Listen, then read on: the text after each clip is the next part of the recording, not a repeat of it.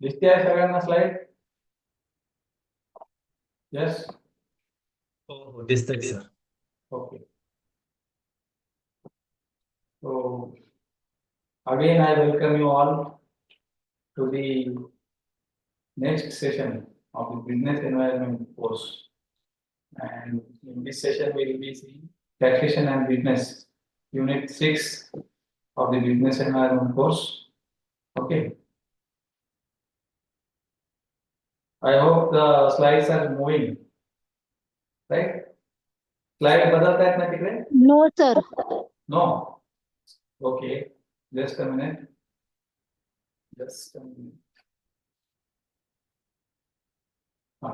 आता सांगा. हो बदलताय. जर तुम्ही आता बदललं तर.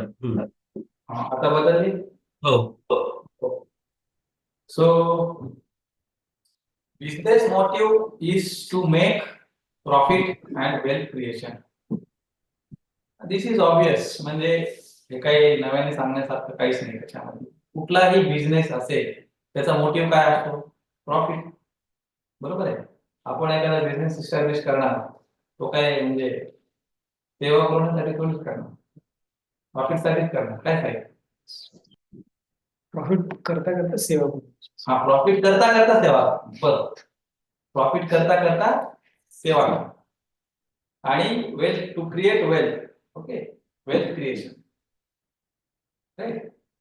Profit comes from expenditure and taxes.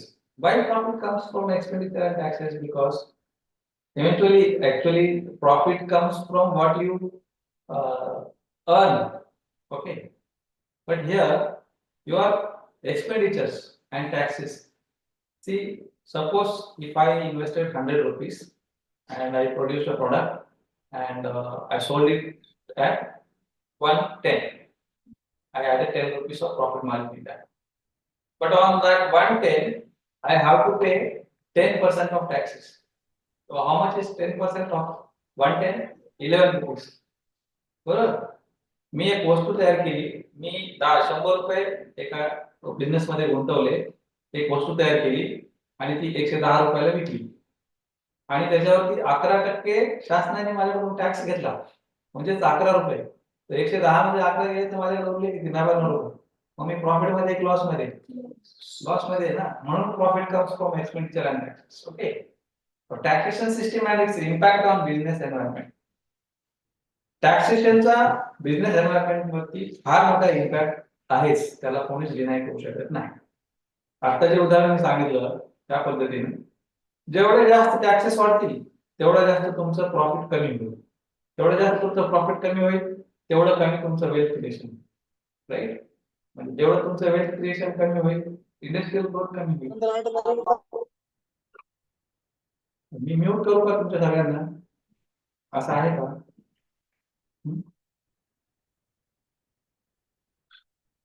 Mukesh, why don't you mute yourself, dear?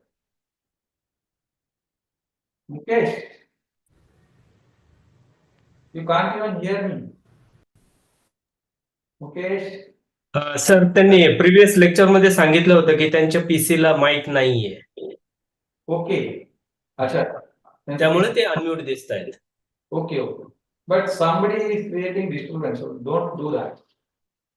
Whoever it may be, जे कोणी आहे, please do not unmute until I say you can. Sarita Daiphale. आणि मला दुसरं एक सांगा, जेवढे पण ऑनलाईन अवेलेबल आहेत या सगळ्यांनी स्टडी सेंटर सिलेक्शन केलाय? Yes. Yes, sir. Yes, sir. Yes, sir. Yes, sir. Yes, sir. सगळ्यांनी चॅट बॉक्स मध्ये यस टाइप करा. सगळ्यांनी चॅट बॉक्स मध्ये yes type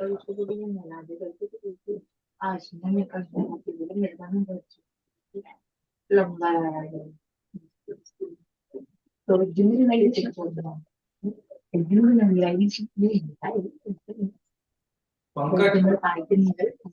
Yes, sir. Pankaj. Yes, yes, sir. Please. आपल्याकडे ना बॅकग्राऊंडला थोडा नॉइज येतो आहे. चलो ठीक है, we'll continue. So this is what we are going to see in this lecture. It's a very short unit actually. Okay, better way, I'll mute yourselves. You people are not listening to me. I have to take the action.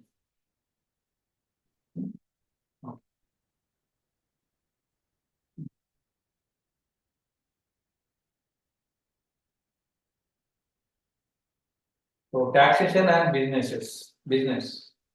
So taxes are levied by central and state government. हे taxes कोण म्हणजे taxes काय म्हणतात त्याला? कर जे आहे कोण हा डिवाइड म्हणजे निर्धारित करणे, कोण निर्धारित करते? हे केंद्र शासन आणि राज्य शासन निर्धारित करते.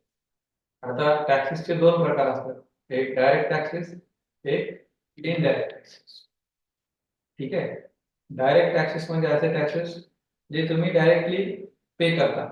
पर्सनल इन्कम टॅक्स, समजा मी वर्षाकाठी एक 10 लाख रुपये इन्कम केली, तर 10 लाख रुपयामधले ऍज पर गव्हर्नमेंट नॉर्म्स जे काही टॅक्स मला पे करावं लागेल ते IT रिटर्न करून पे करावं लागेल. किंवा कॉर्पोरेट टॅक्स, जे कॉर्पोरेट हाऊसेस आहेत, बिझनेसेस आहेत, त्यांना कॉर्पोरेट टॅक्स पण पे करावा लागतो, इन्कम टॅक्स व्यतिरिक्त कॉर्पोरेट टॅक्स. ठीक आहे, तर तो डायरेक्ट टॅक्स अंडर येतो. ओके, आता इनडायरेक्ट टॅक्सेस काय आहेत ते बघूया. इनडायरेक्ट टॅक्सेस मध्ये custom duty, excise duty, central sale tax levied by central government, whereas government levy taxes like state sale tax, local state government. Custom duties म्हणजे काय? Custom duties जे काही आपण इंटरनॅशनल जे काही प्रोडक्ट जे असतात ना, जे आपण इम्पोर्ट करतो, तर त्याच्यावरती आपल्याला कस्टम ड्युटीज द्याव्या लागतात. ओके, जसं पोर्ट्स जे आहेत, पोर्ट्स म्हणजे जे बंदर आहेत, बंदर म्हणजे वाकड नाही, बंदर म्हणजे जिथे इंटरनॅशनल जे काही कंटेनर्स असतात थ्रू सी रूट आपल्याकडे येतात, तसे बंदर. किंवा मग जे समजा आपण काय म्हणतो रेल्वेज, रेल्वेजनी वगैरे पण येतात काही कंट्रीज म्हणून जिथे रेल्वे ऍक्सेसिबल आहे, तर तिथे आपल्याला कस्टम ड्युटी द्यावी लागते. ठीक आहे, ते कस्टम ड्युटी, ते टॅक्सेस ती कंपनी जरी पे करत असली तरी ते तुमच्या खिशातून जात आहेत हे लक्षात घ्या.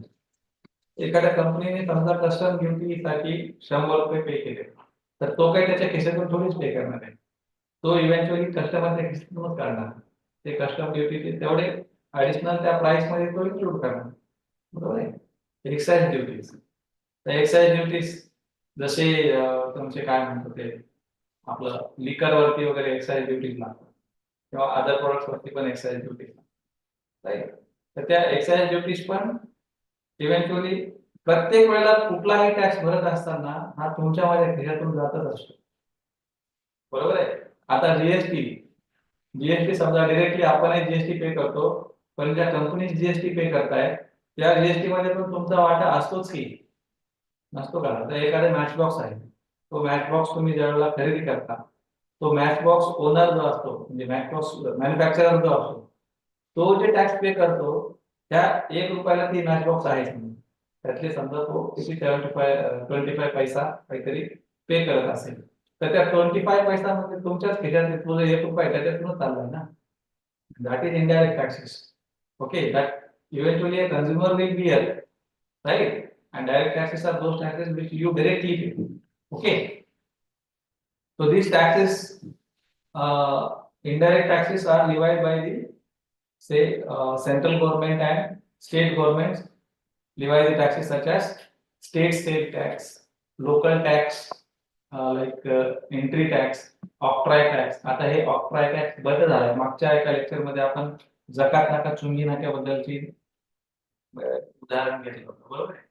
की म्हणजे तुम्ही तिथनं एंट्री करत असताना शहराच्या बाहेरच जकात नाका असायचा, मग तिथे ते जकात नाक्यावरती त्या ट्रकचा किंवा त्या त्याचं एंट्री व्हायची, कुठलं प्रॉडक्ट आहे किंवा काय, मग त्या बिल्टी असायची बिल, त्याच्यावरून त्याचं ते तिथे टॅक्स पे करून पुढे जायला लागायचं. किंवा एंट्री टॅक्स एक असतो. एंट्री टॅक्स म्हणजे काय? स्टेट एंट्री टॅक्स म्हणजे आता आपल्या शेजारचं राज्य जे आहे तेलंगणा, तेलंगणा राज्यामध्ये मुख्य प्रमाणात तिथलं पीक जे आहे ते पॅडी म्हणजे काय म्हणतात भात शेती, भात शेतीचं मुख्य पीक आहे तिकडे. तर भात शेतीचं पीक मग त्यांच्याकडनं जर भात आपल्याकडे जर आणायचा असेल तर स्टेट बाउंड्रीला किंवा स्टेट बाउंड्रीला तुम्हाला टॅक्स पे करावा लागतो त्यांना आपल्याकडे ते प्रोडक्ट आणण्यासाठी. म्हणून त्यांच्याकडे भात किंवा राईस जो आहे त्याचे prices as comparative to Maharashtra state कमी आहे. त्यांच्याकडे उत्पन्न मुबलक प्रमाणात. सिमिलर जसं आपण बटाट्याचं बघितलं तेच की ते फक्त फ्युलच्या बाबतीत होतं, ट्रान्सपोर्टेशनच्या बाबतीत होतं, हे टॅक्सेसच्या बाबतीत आहे. म्हणजे नुसतं ट्रान्सपोर्टेशनच नव्हे तर टॅक्सेस सुद्धा जेवढे जास्त टॅक्सेस तेवढे जास्त त्या प्रोडक्टचा प्राइस आणि त्या प्रमाणात म्हणजे ते that will impact your business obviously. मी जर जास्त टॅक्सेस पे करत असेल तर माझा प्रॉफिट कमी होणार, माझा प्रॉफिट कमी होणार तर माझी इंडस्ट्रियल ग्रोथ कमी होणार थोडक्यात. ठीक आहे, पुढे जाऊया. Government of India set up the Raja Chellaiya Committee on Tax Reform in 1991. भारताने भारताच्या शासनाने, भारतीय शासनाने, गव्हर्नमेंट ऑफ इंडियाने एक राजा चेल्लैया कमिटी नावाची कमिटी तयार केली होती 1991 मध्ये. कशासाठी? टॅक्स रिफॉर्मेशनसाठी, to reform the taxes. And the objective and mandate of this committee was to make tax system of country more elastic and broad based along with simplifying the existing rules and regulations. आणि या कमिटीचा उद्देश हा होता की भारतात जी अस्तित्वात असलेली taxation regulation आहेत, एक्झिस्टिंग रूल्स आहेत, त्या सिम्प्लिफाय करणं आणि त्यात लवचिकता आणणं. लवचिकता आणणं म्हणजे काय? Flexibility, it has to elasticity आहे ना त्याच्यामध्ये, है ना. लवचिकता म्हणजे एक बघा, एक म्हण आहे की मोडेल पण वाकणार नाही असं नाही, वाकणार पण मोडणार नाही अशी लवचिकता. मोडेल पण वाकणार नाही म्हणजे इनइलास्टिक, राईट. म्हणजे त्याच्यामध्ये थोडेसे सिम्प्लिफिकेशन आणणे त्या टॅक्सेशन्स मध्ये. Major recommendations of the committee were, आता त्या कमिटीचे मेजर रेकमेंडेशन्स खालील प्रमाणे होते. कोणती कमिटी? राजा चेल्लैया कमिटी. कधी फॉर्म झाली? 1991 मध्ये. Reduction in customs and excise duty. Customs and excise ड्युटीचे जे टॅक्सेस आहेत त्याच्यामध्ये ते टॅक्सेस कमी करणे हा एक रेकमेंडेशन त्यांनी दिलेला होता. Extension of mod vat to more countries. आता हा मॉड वॅट काय आहे? Modified watt. मॉडिफाईड वॅट हा कोणी इम्प्लिमेंट केला? हा इम्प्लिमेंट केला व्हीपी सिंगाने. व्हीपी सिंग कोण होते त्यावेळेस? He was the finance minister. आणि झा नावाची जी व्यक्ती होती त्यांनी ते रेकमेंड केलं होतं मॉड वॅट तुम्ही इम्प्लिमेंट करा. ठीक आहे.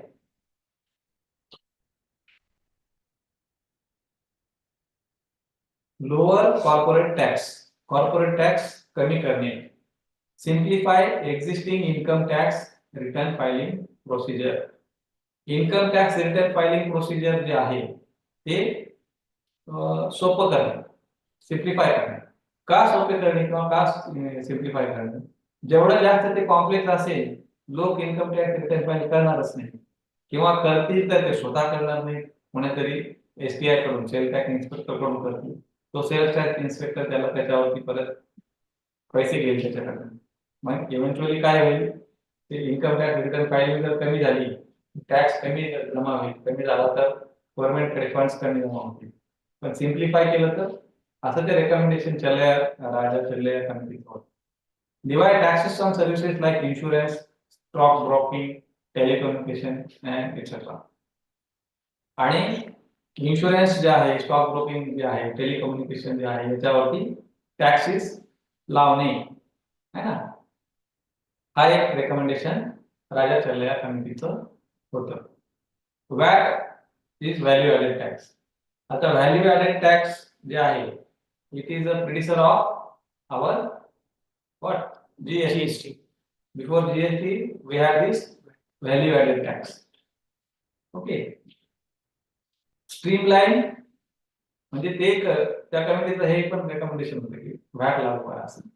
Streamline tax administration and applicate procedures. दुसरं एक रेकमेंडेशन असं होतं की to streamline the tax administration.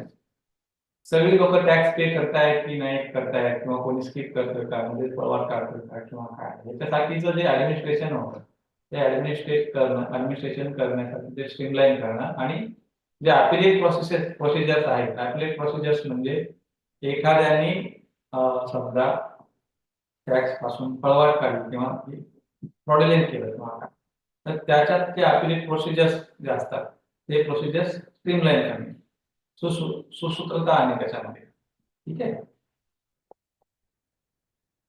One important recommendation in form of VAT brought several advantages like setting off an input tax as well as tax on previous purchases.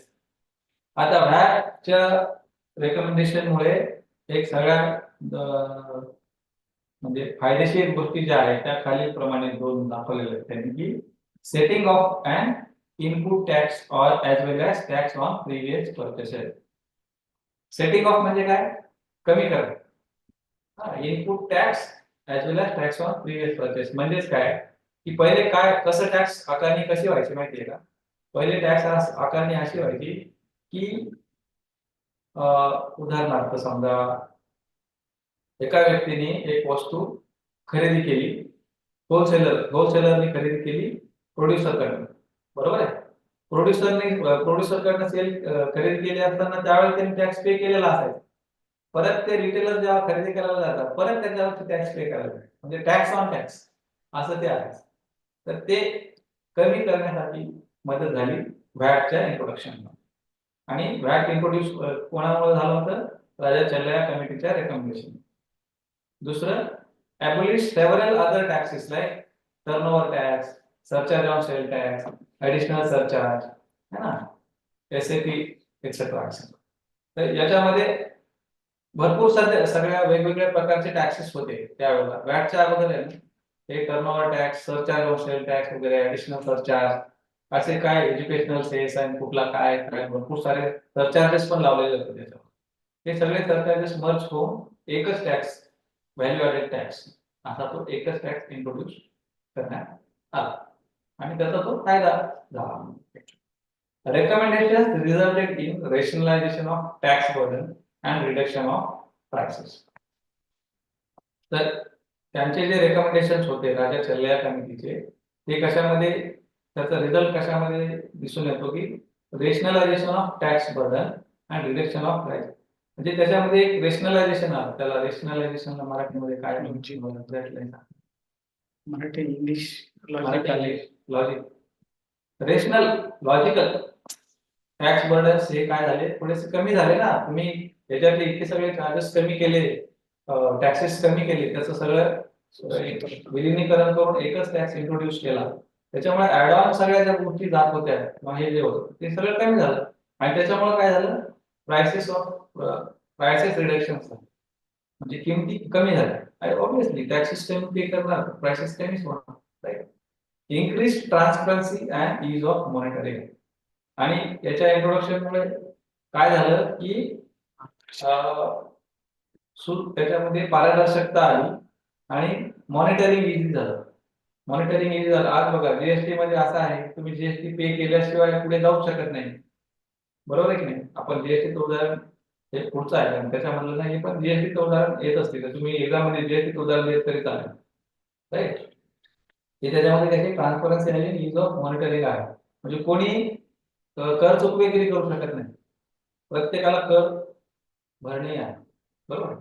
Increase tax compliance which increase the revenue growth. मी असं सांगितलं की tax payable person समजा 100 मधले 80 आहे तर पूर्वी 60 लोक किंवा 50 लोक टॅक्स पे करायची, बाकी 30 लोक होती ती पळवाट काढून निघून जायची.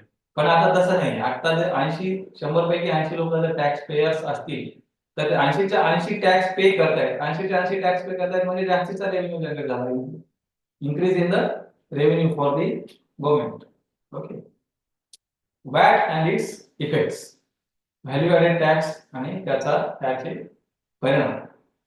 Rationalization of taxes is a motivation to producers and service providers.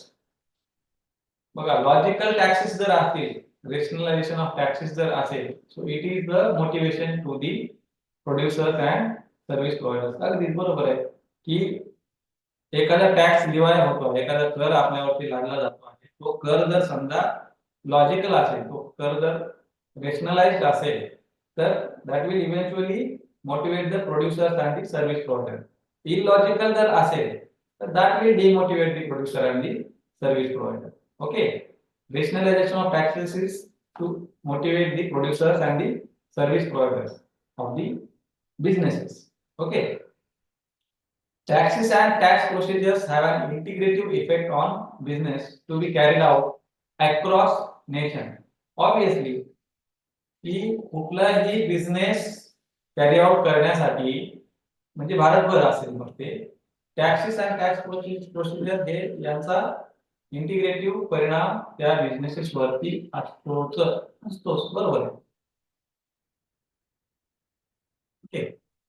Price rationalisation has association with tax rationalisation which have equating effect to increase demand, production and employment.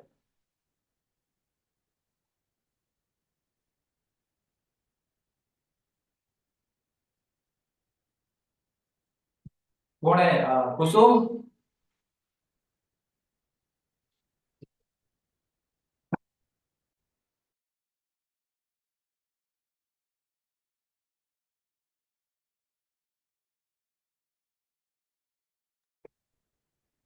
So price rationalization has an association with tax rationalization. Yes, obviously, which will have an equating effect to the increase of demand, production, and employment.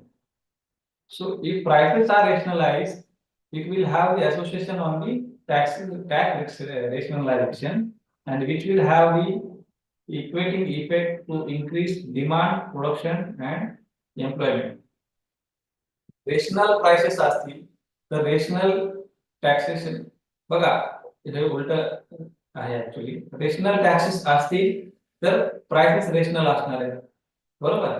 आणि त्याचा impact कशावरती होणार आहे? Production वरती होणार आहे.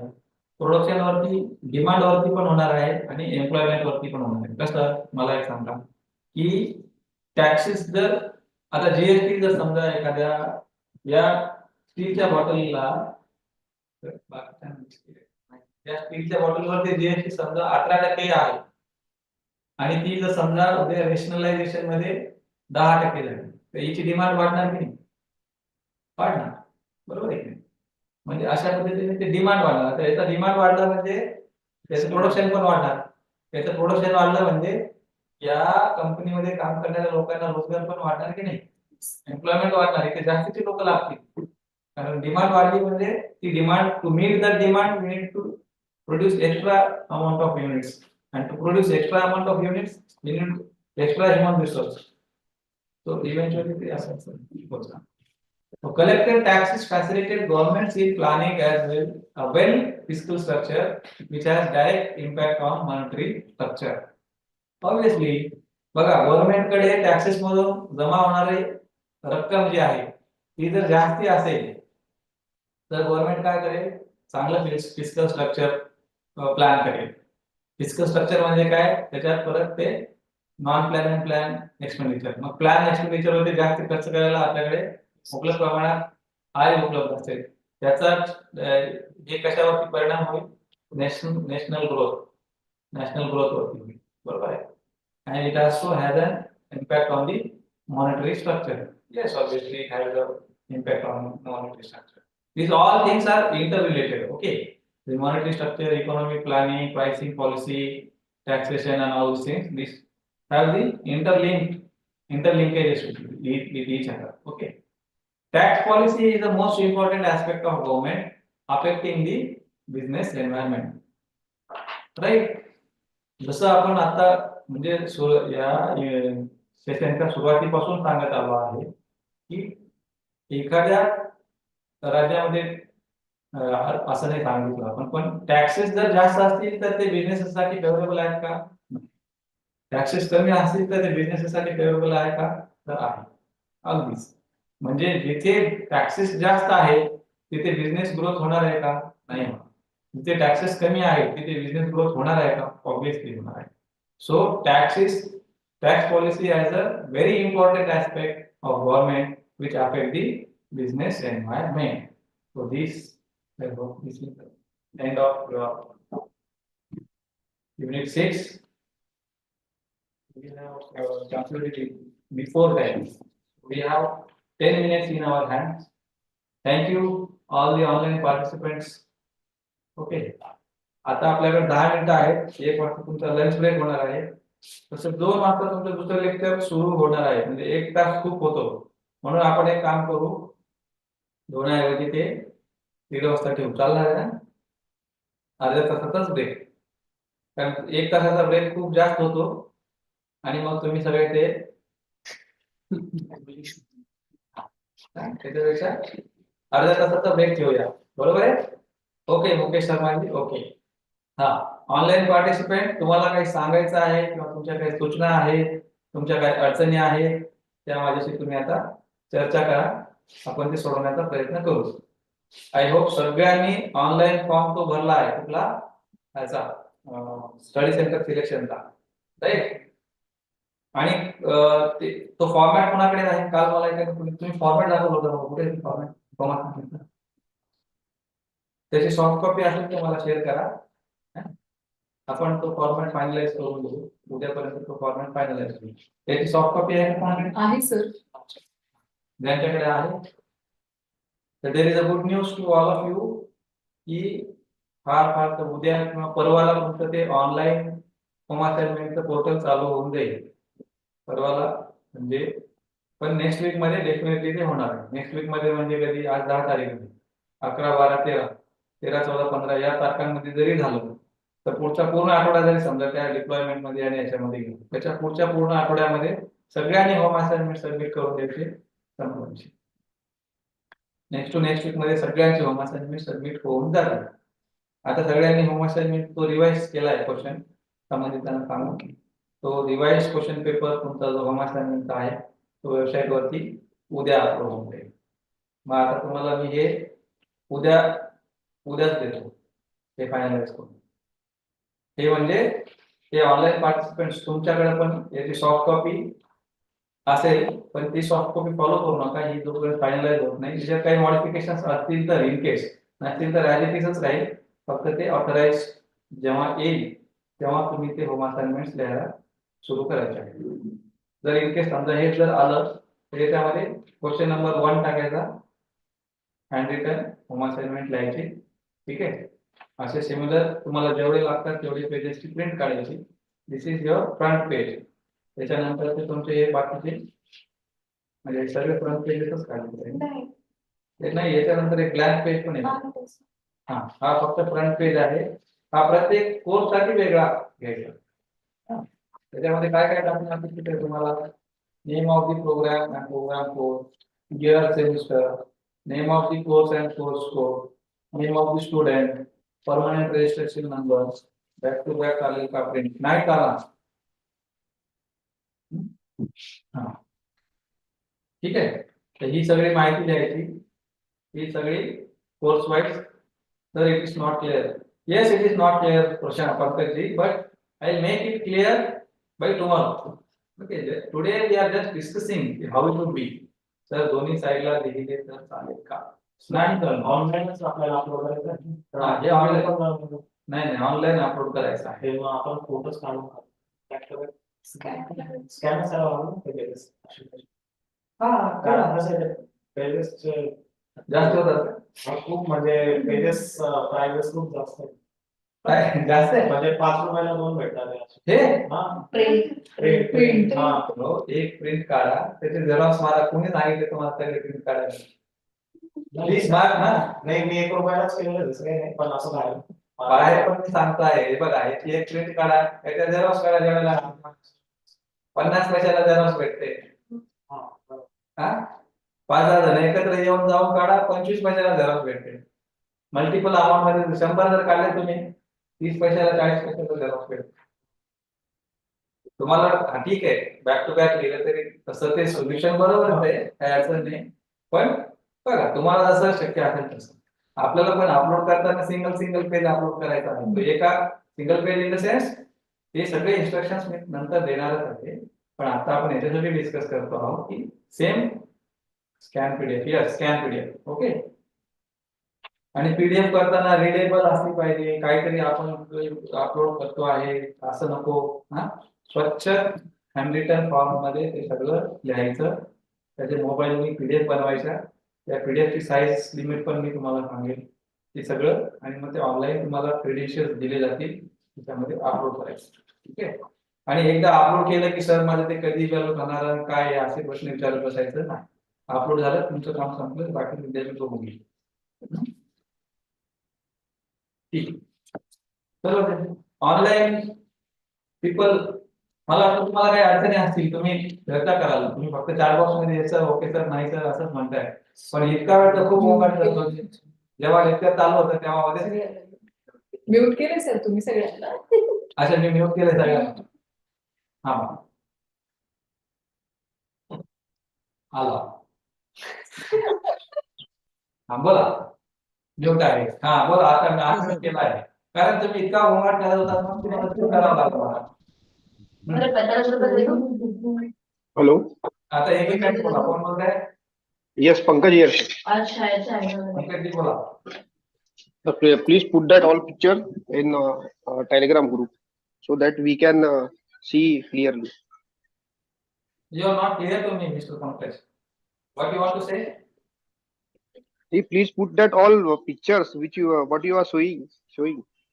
This In is Telegram not group. finalized. What you have heard, I told it in Marathi. Na, I guess you have problem with Marathi. I tell it in English. Okay. This is not finalized yet. It will be finalized tomorrow, and I will be sharing it in the group as well as it will be made available on the university website as well. Okay. Okay, sir. Okay. Until then, bear with me. Okay, sir. Thank you. हा बोला. गणेश बोलतोय, Ganesh Raut. Sir प्रत्येक विषयाची वेगवेगळी PDF बनवायची आहे का? Yes. प्रत्येक विषयाची वेगवेगळी पीडीएफ बनवावी लागेल ना? प्रत्येक विषयाची वेगळी पीडीएफ बनवावी लागेल. ते सगळे इन्स्ट्रक्शन्स आपण देऊ गणेशजी. म्हणजे काय बनवायला पाहिजे, कसं बनवायला पाहिजे. हवं तर आपण विल डू वन थिंग ना, I make a short video off that thing and I share with you. Okay sir. If possible, because if I एवढा वेळ जर मला मिळाला, कारण मला वेळच मिळत नाही. शनिवारी रविवारी पण बोलत होता तुम्ही टेलिग्राम ग्रुप वर सर. हो टेलिग्राम ग्रुप वरती पण देऊ नक्कीच. हा बोला नेक्स्ट. तर लिहायचं पहिलं फॉर्मॅट फायनल करून द्या आणि त्यानंतर मग सबमिशनचं नंतर दिलं तरी चालेल, कारण का लिहायला वेळ लागतोय सर, सवय नाही ना. येस म्हणून तर मग लिहायचं तर मी उद्या देणार आहे तुम्हाला. उद्या उद्या किंवा परवा. उद्या बघून चला, नाहीच भेटलं तर परवा नक्की मिळेल. ओके सर, चालेल, धन्यवाद. चलो ठीक आहे. Will end. आणि आता एक आपण आता लंच ब्रेक घ्या सगळ्यांनी. आपण नंतर आपले दुसरे सर आहेत, will teach you OB, organizational behaviour. Madam नाही RM की OB, कारण मॅडम कारण रिसर्च मेथडॉलॉजी ओबी मॅडम कडे आहे. ओके.